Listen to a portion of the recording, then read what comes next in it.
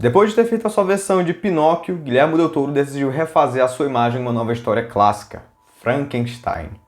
O grosso da história é aquilo que nós já conhecemos, um ambicioso cientista que tenta fazer um homem usando pedaços de cadáveres, desafiando aí as noções de vida e morte, assim como o pensamento supersticioso da época. Na minha opinião, o estilo tanto de direção como de escrita do Guilherme Del Toro acrescentam camadas bem interessantes a esse filme e enriquecem ainda mais essa história que já é tão conhecida. Ele, por exemplo, traz a temática aí da morte e do sofrimento, que é um tema que ele também abordou no seu filme passado, Pinóquio. Outra coisa que sempre se espera de um filme do Del Toro é o design de produção excelente, que aqui não decepciona e até ajuda a trazer detalhes bem enriquecedores ao filme. Nós vamos falar mais sobre o filme, mas antes deixa logo aí o seu like para ajudar o YouTube a impulsionar esse vídeo para o máximo de gente possível. Se inscreve no canal caso não seja inscrito ainda para a gente bater a meta de 600 inscritos. E quando for se inscrever, ativa o sininho da notificação para ficar podendo aqui dos vídeos da Távola do Cinema. E a partir daqui, pode ser que existam alguns spoilers, então se você não viu o filme ainda e não quer spoilers, pode logo deixando o seu like e saindo, depois você assiste o resto do vídeo. E como talvez vocês já tenham percebido, a minha voz ela tá falhando um pouco, então ao longo do vídeo pode ser que falhe mais um pouco, então eu esperei a compreensão de vocês, não tenho o que eu fazer.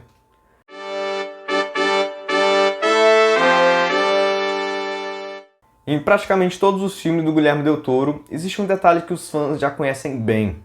Os piores personagens são personagens humanos. Embora quase sempre tenham monstros no filme, o verdadeiro monstro é sempre uma pessoa, um ser humano. Aqui nesse filme também é desse jeito. O verdadeiro monstro não é o monstro de Frankenstein, mas sim o próprio Victor Frankenstein. Tem até uma cena específica em que o irmão do Victor olha para ele, olha nos olhos dele e diz: "Você é o monstro." Então essa fala deixa bem clara aí a ideia do diretor, né? Na minha opinião, acho que toda a ideia de ele ser o monstro já estava tão bem trabalhada e exposta ali, que aquela fala específica acho que foi meio desnecessária, né?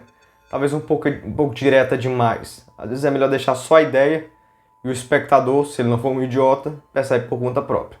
Mas enfim, tudo bem. O filme começa meio que pelo final, e ao longo das suas 2 horas e meia de duração, os personagens vão contando suas histórias pro capitão do navio ali.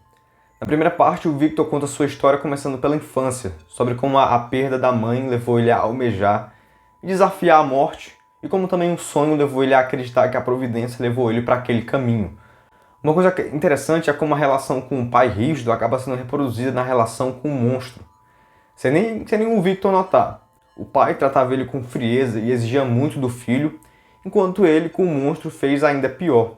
No momento que o monstro não atendeu às expectativas dele, ele resolveu matar a criatura.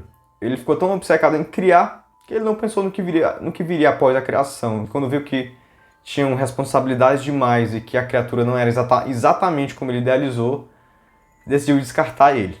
E pelo simples fato de ele achar que o monstro não tinha inteligência, enquanto que só faltou paciência para que a criação dele se desenvolvesse por conta própria. No início, só o que o monstro sabia dizer era Victor. E como foi dito no próprio filme, isso acontecia porque o Victor era tudo o que ele conhecia. Como um recém-nascido que só conhece a própria mãe e vive satisfeito tendo ela como seu mundo. O Victor era o mundo do monstro, por isso ele só tinha necessidade de falar o nome do pai dele.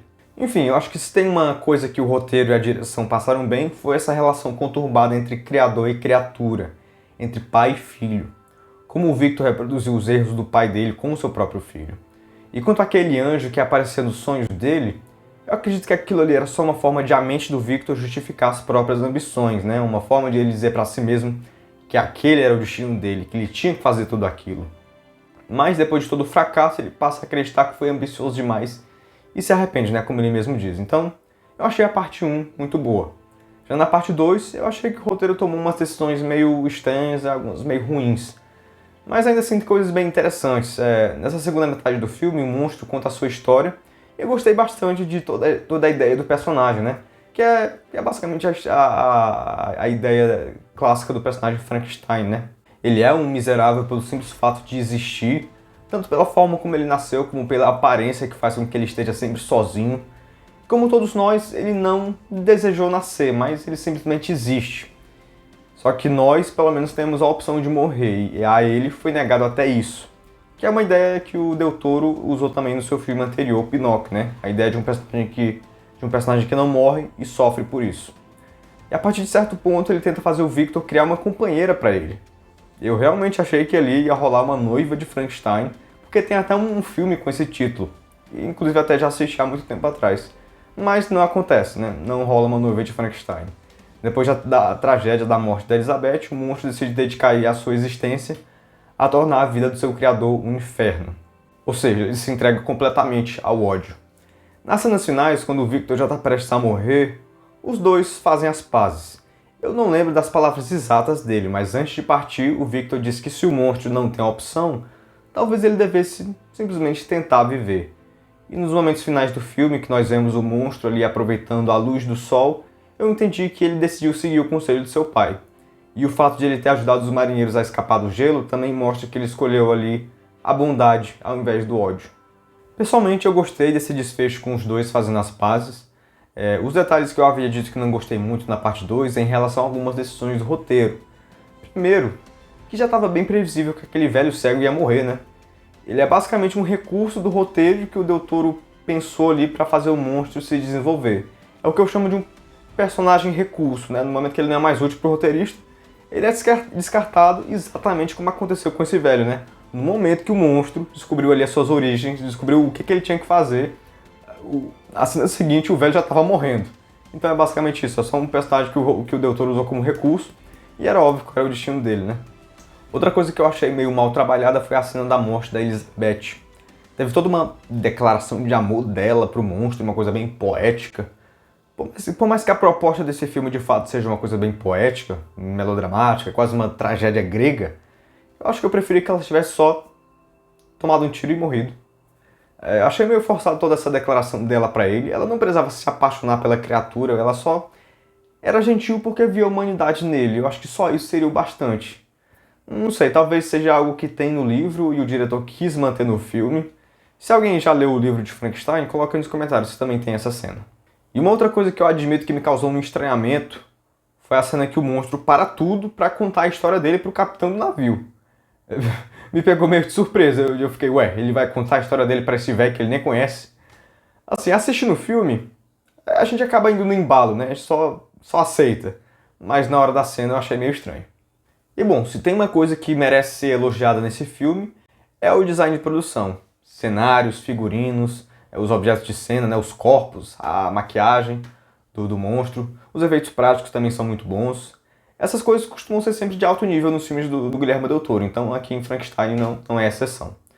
Teve um detalhe que talvez seja só impressão minha, mas eu notei que as luvas vermelhas do Victor às vezes dão a impressão de as mãos dele estarem sempre sujas de sangue.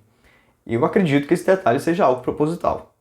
E o meu veredito para Frankenstein é que o design de produção é simplesmente perfeito. Outros detalhes como a fotografia e a trilha sonora também são bons e ajudam a compor a atmosfera do filme. O roteiro toma aí alguns caminhos que eu não gostei muito, mas acho que os dois personagens principais são muito bem trabalhados.